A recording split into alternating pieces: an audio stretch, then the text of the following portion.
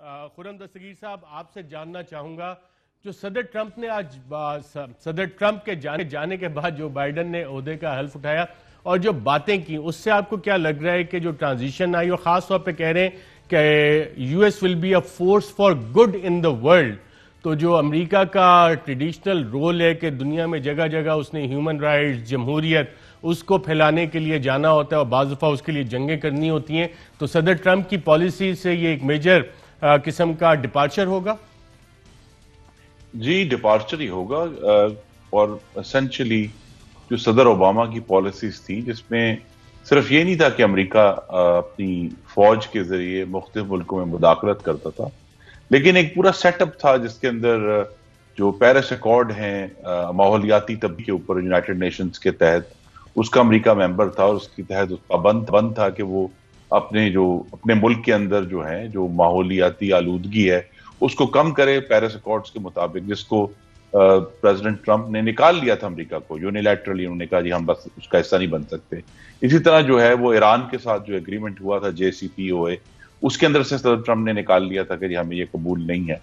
और बहुत सारी जो मुख्तलिफ बैन अल-अक़वामी अलायंसेस थी, नेटो के साथ जाके सदर ट्रंप ने बड़ी एक अजीबोगरीब गुफ्तगू की थी कि जी अब अमेरिका आपको फंड नहीं कर सकता और आप खुद अपना इंतजाम करें।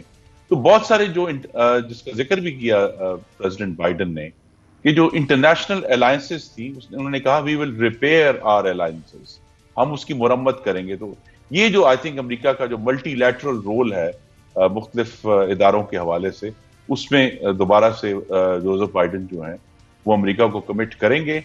ये अभी वाजे नहीं है। अमेरिका जब कहता है कि जी we will be a force for the good, तो तारीख से जो लोग आगाह हैं उनको तो डर ही लगता है कि वो कहीं दोबारा जो है वो गलत अदादो शुमार और गलत हकाइक दिखाकर, झूठ बोलकर, जैसे इराक के ऊपर एक बहुत बड़ा मिस एडवेंचर किया अमेरिका ने, वो ना कर लें। लेकिन कम से कम अमेरिका जो है उसने अपने आप, प्रेसिडेंट बाइडन ने ये हिंट दिया है, जो बैन अल-अक़वामी कमिटमेंट्स थी ट्रंप से पहले की, उनको वो ऑनर करेंगे। मतलब फॉर एग्जाम्पल जो है अमेरिका वर्ल्ड ट्रेड ऑर्गेनाइजेशन से तकरीबन बाहर आ गया था और कहा था कि जी हम इसको नहीं मानते, और बहुत सारे इशूज में सदर ट्रंप ने यकतरफा कार्रवाइयां शुरू की थी।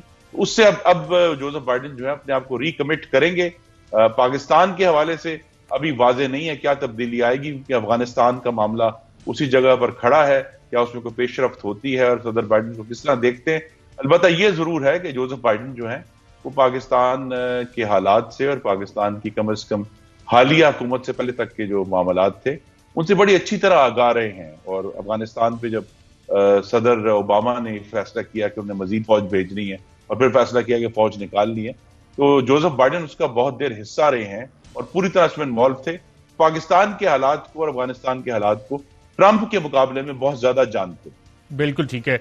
मिनिस्टर साहब, आपसे भी जानना चाहूंगा आप इस ट्रांजिशन को कैसे देख रहे हैं, और कुछ लोग ये भी सवाल उठा रहे हैं कि जो पॉपुलिस्ट लीडर्स का एरा था वो ट्रंप के जाने के बाद अब खत्म हो गया और दोबारा सियासत एक संजीदगी की तरफ, जिसमें जमहूरियत हो, सच हो, दूसरों की राय का एहतराम हो, उस तरफ दोबारा एक ट्रांजिशन करेगी। और जितने ही पॉपुलर लीडर्स हैं वो आहिस्ता आहिस्ता करके अब, और डेमोक्रेटिक पार्टी आने के बाद उनके वापस जाने का सिलसिला शुरू हो गया तारीखी तौर पर।